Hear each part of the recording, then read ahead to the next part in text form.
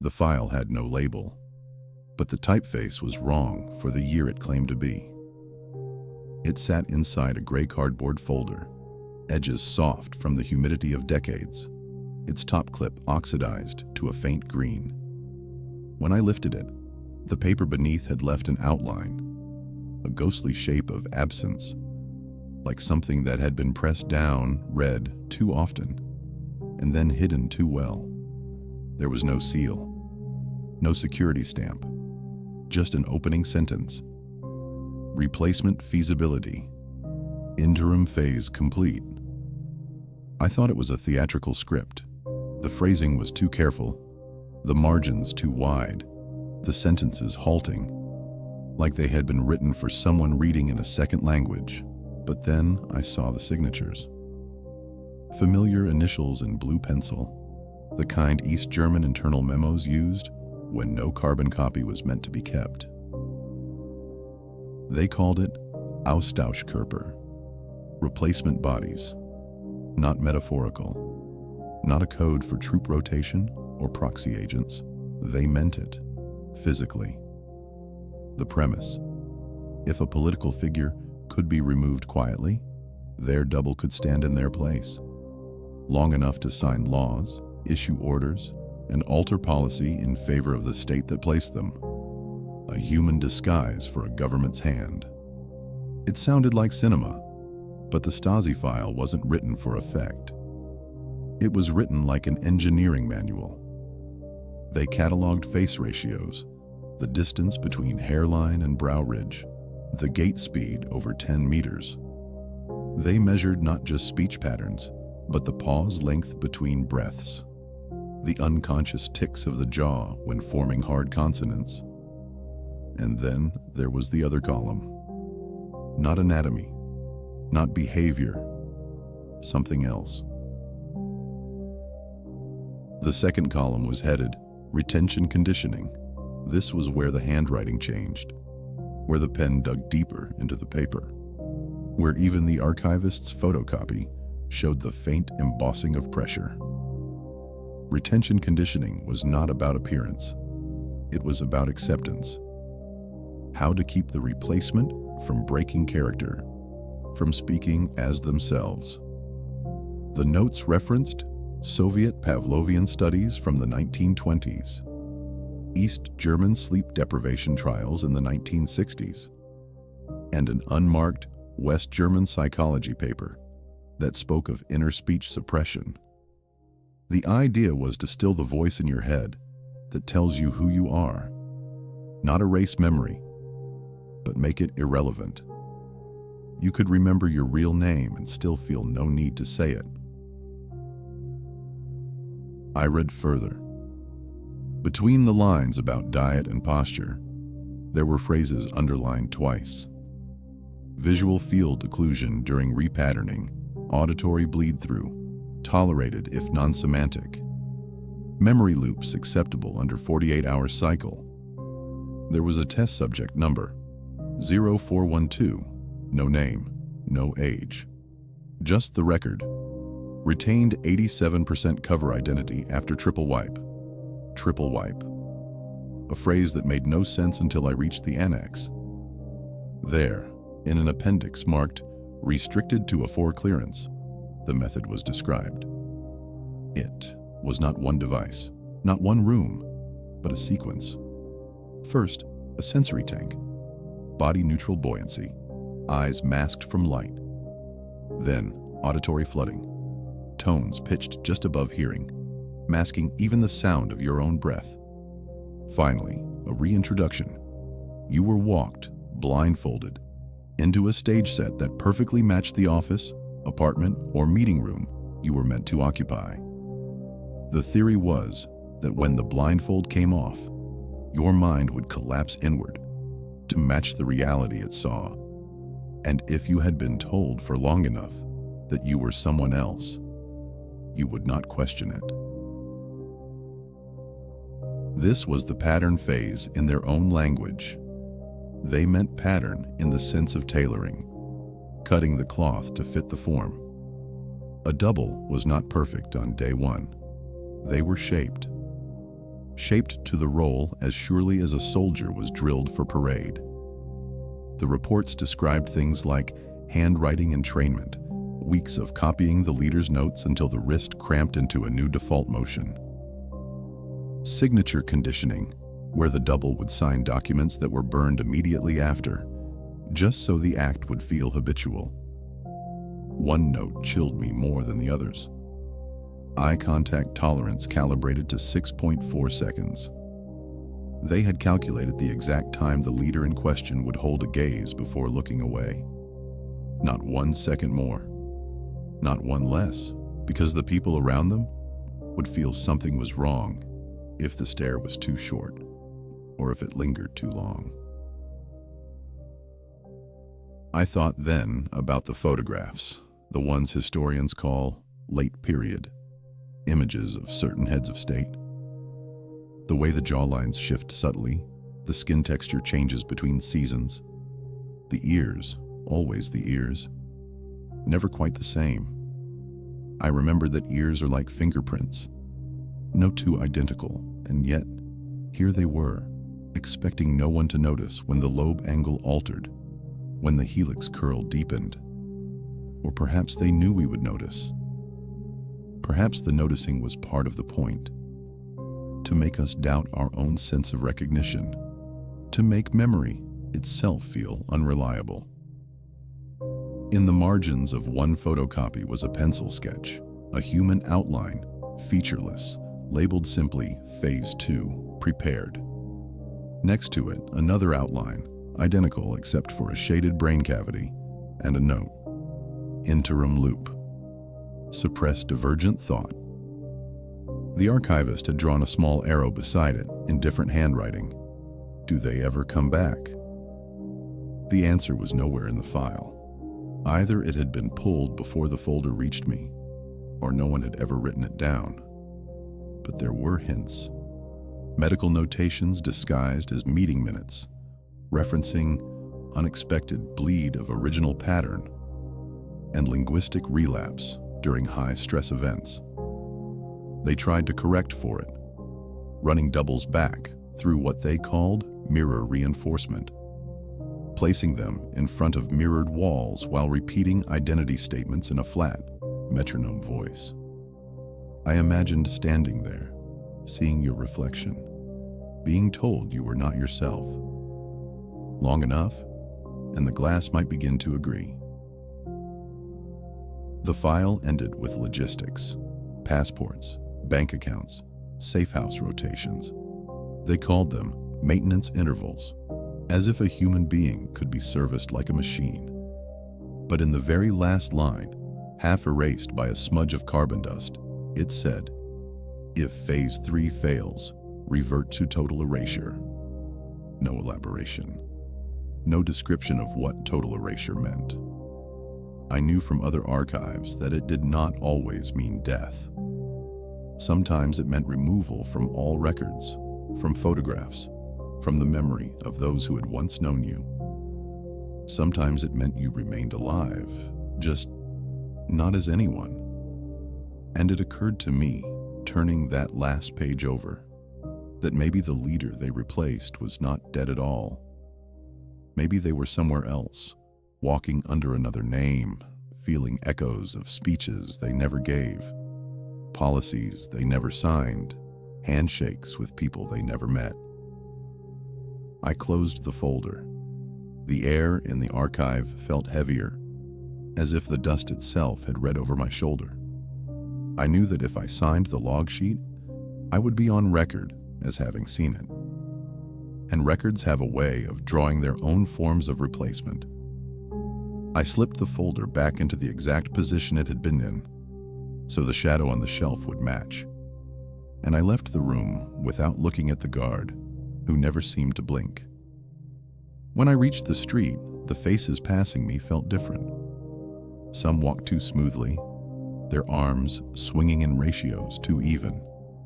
Some met my eyes for exactly 6 seconds and no more, and I wondered how many leaders had been replaced, and how many strangers walking past me were not strangers at all. The next document came without a folder. A loose sheaf, corners curling from years of drawer pressure, its top page marked only by a faint watermark, a horizontal key, the kind used in Cold War reproduction to confirm authenticity. It began mid-sentence, as if the first page had been removed. Reintroduction to environment must be continuous until pattern stability is confirmed. Interruption leads to bleed. Bleed again. That word kept returning, not as an injury, but as a leak in the seal between two selves. To them, bleed was not blood. It was memory, crossing over from the original identity into the replacement. The first example was almost bureaucratic in tone. A provincial party chairman in '72, pulled for medical reasons, publicly said to be undergoing surgery in Leipzig. The file claimed the double lasted 43 days before uttering, in a rural accent not his own, the name of a village he had never visited in the cover biography. The moment passed, interpreted by witnesses as exhaustion. But to the handlers, it was a breach. They removed him the next morning. In the margins, returned to phase tank. Voice reset 11 days.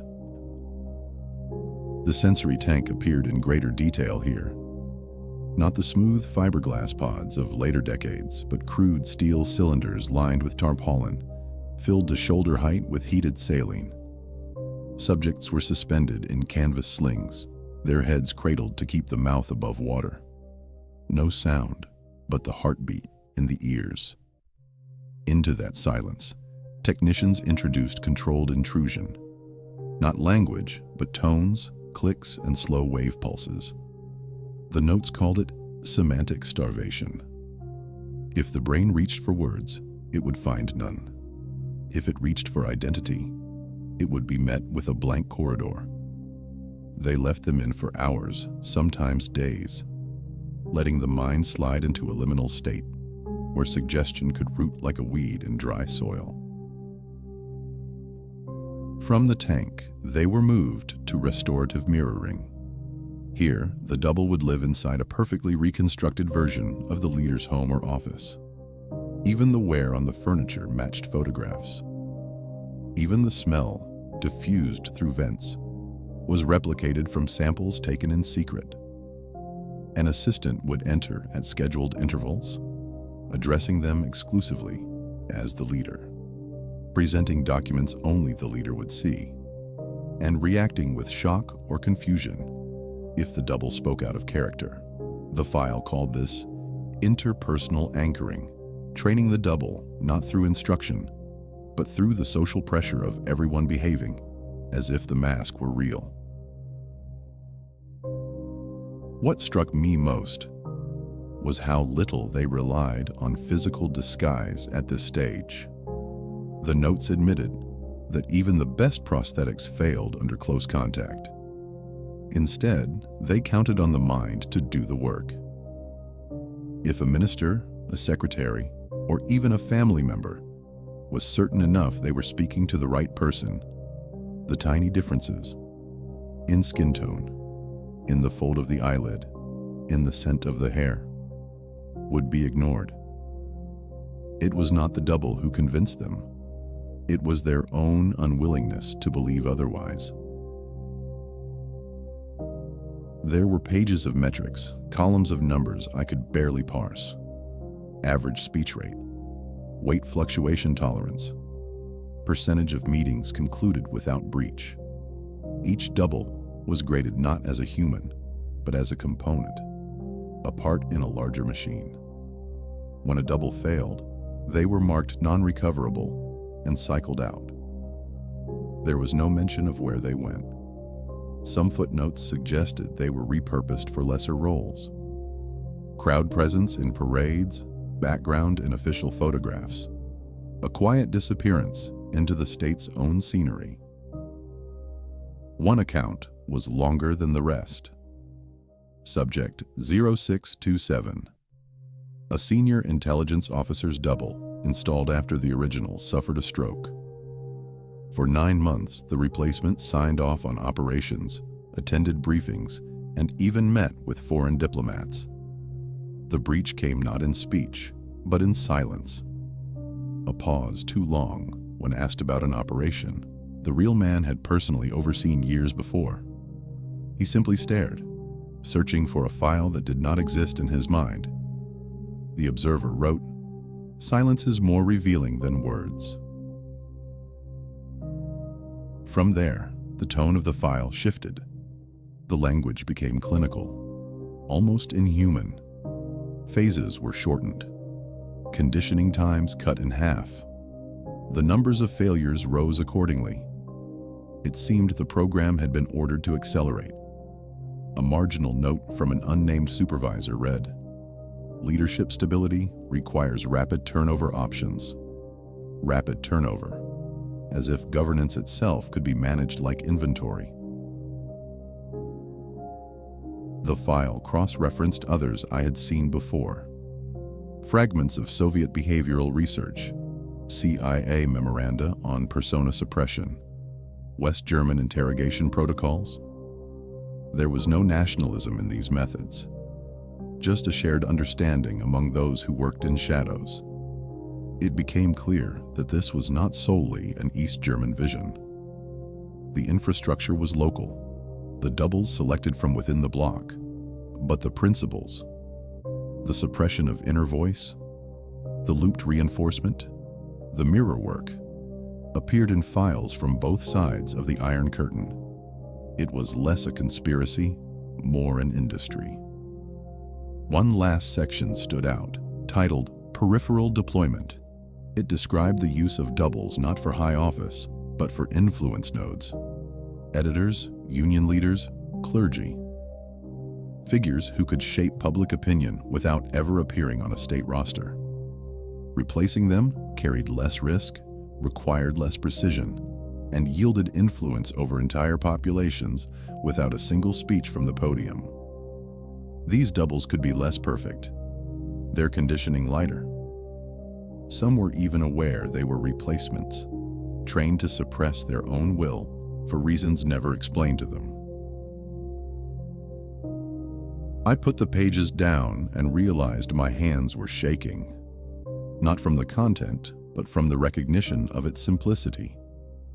We think of such operations as requiring genius, technological miracles, vaults of resources, but the true engine was repetition. Repetition, and the human need to accept what is placed in front of us.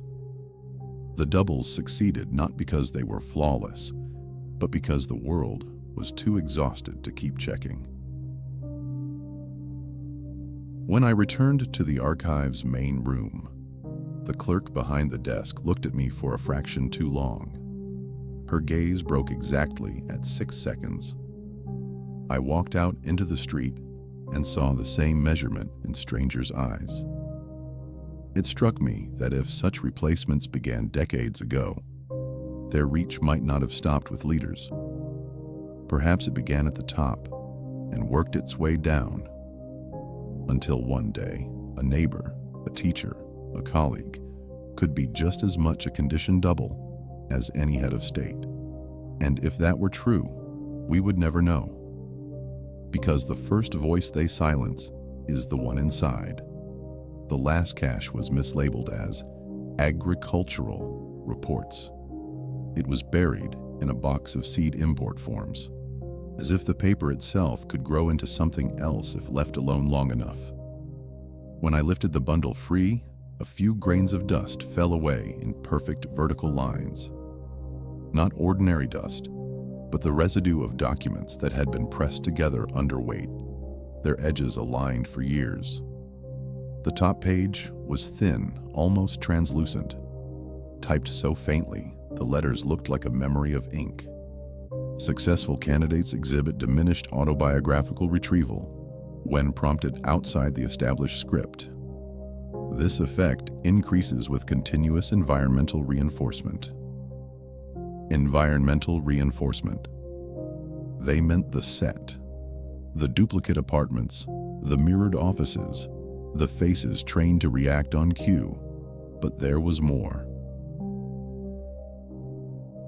An attached note in red pencil that bled through the back read, "In absence of reinforcement, replacement integrity collapses in 72 to 96 hours."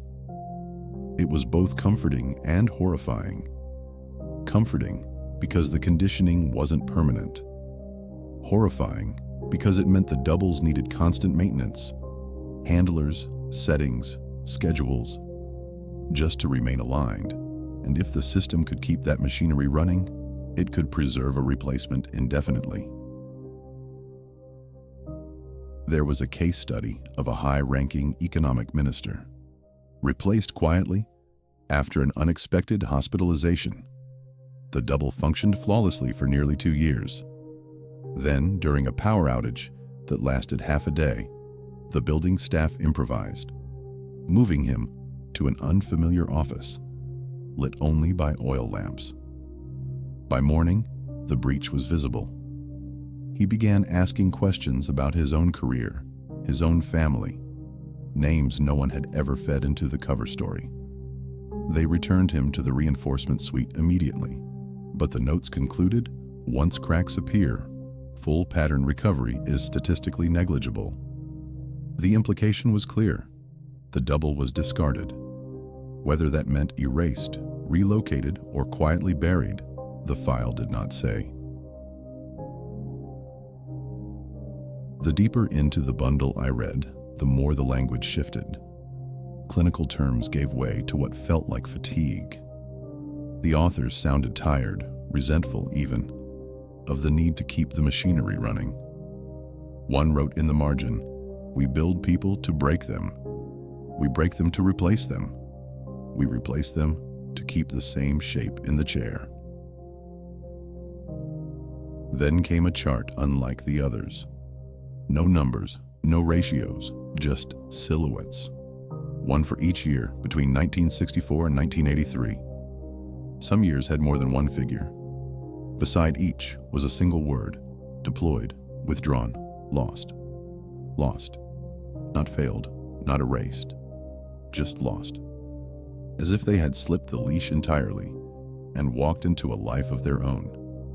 It was the only time the file suggested the possibility that a double could escape. A final memorandum, dated just weeks before the archives closed in 1990, made no mention of replacements at all. Instead, it detailed the destruction of reinforcement chambers, the burning of mirrored panels, the scrubbing of audio loops. Whole facilities dismantled in a single day, their records shredded before the first foreign inspectors arrived. But at the bottom, typed so faint it could have been a carbon ghost, was a line. Operational assets embedded in public remain dormant until activation. The program was gone. The people were not. I sat with that for a long time, imagining what it meant to be dormant, to live years, decades even, believing yourself entirely ordinary, until a moment came when a voice, in person, over a phone, or inside your own head, told you otherwise, and you moved, without hesitation, into a role you had never rehearsed, yet somehow already knew. The last page in the bundle wasn't a report at all, it was a photograph. Grainy, slightly overexposed. A man walking alone in a railway station. His coat was too heavy for the season, his eyes fixed straight ahead. In the corner, half out of frame, a mirror on the station wall caught his reflection. Only, the reflection was smiling. I closed the box. I knew I should return it, to the exact slot where I'd found it, but my hands refused. Instead, I slid it deeper into the shelving, behind a row of maps no one consulted. When I left the archive, the air outside felt thinner. The people around me seemed patterned, measured, their steps evenly spaced, their expressions switching on and off, like lamps at intervals. The longer I walked, the more I caught myself watching for the 6-second gaze break. It appeared again and again, in shopkeepers, in children, in the woman sweeping the steps of a building with no sign. By the time I reached my own door, I was no longer certain I had not been replaced myself. The thought came without emotion, like a fact I had always known. Inside, the mirror over the sink showed me my own face. I looked at it for 6 seconds. Then I looked away. And somewhere in the back of my mind, a voice I had not heard before told me I was exactly who I was meant to be.